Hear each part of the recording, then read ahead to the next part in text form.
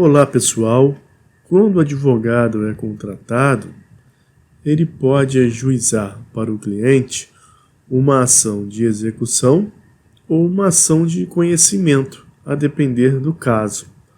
Quando o advogado ajuiza uma ação de conhecimento, ao final dessa fase, o juiz proferirá a sentença e dará início no mesmo processo à fase de cumprimento da sentença, que também chamamos comumente de execução. Só que faz muita diferença saber que essa execução é a execução de cumprimento de sentença de um processo que se iniciou na fase de conhecimento. Por outro lado, quando o advogado ajuiza uma ação de execução, o processo é de execução.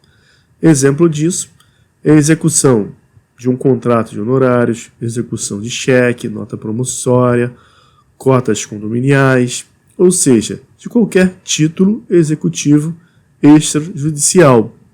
Dessa forma, o processo já começa sendo de execução. Assim, pessoal, tanto na execução da fase de cumprimento de sentença, como na execução do processo de execução propriamente dito, o réu possui defesa. A defesa, em fase de cumprimento de sentença, é a impugnação ao cumprimento de sentença, que tem previsão no artigo 525 do CPC. Por outro lado, a defesa no processo de execução são os embargos à execução, cuja previsão está no artigo 917 do CPC.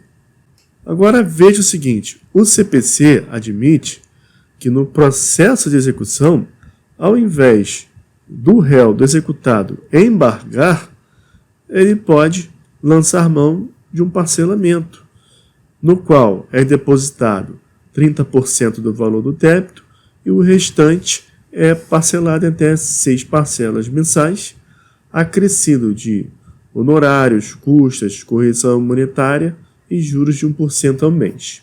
Ocorre, pessoal, que na prática tem ocorrido muito o seguinte: muitos executados, réus, em fase de cumprimento de sentença, ao invés de pagar o débito no prazo de 15 dias, têm lançado mão, por analogia, daquele artigo 916 do processo de execução propriamente dita. Ocorre que o parágrafo 7º do 916, ele veda a aplicação dessa faculdade de parcelamento do débito no cumprimento de sentença.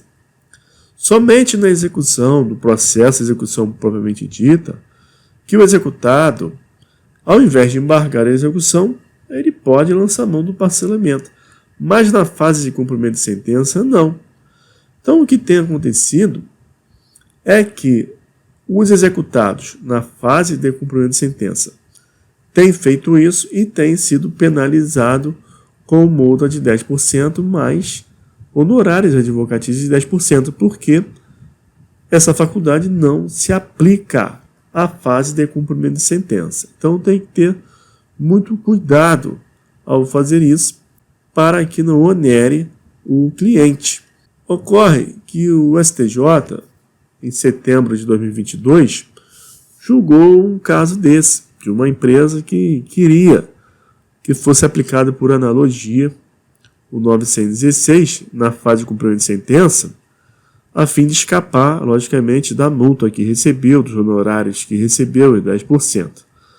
O STJ disse que não é um direito da parte fazer isso.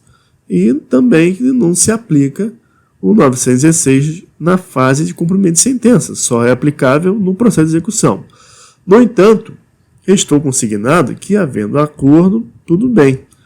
Só que a decisão do STJ nesse sentido não muda muita coisa do que já é feito no cotidiano.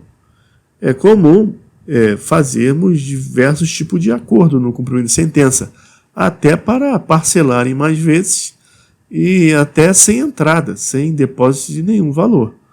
Então, pessoal, você, advogado, tem intenção de fazer um acordo para parcelamento, não lance mão em fase de cumprimento de sentença no 916. Ligue para o autor, para o exequente da fase de cumprimento de sentença e converse com ele para que vocês assinem uma petição em conjunto.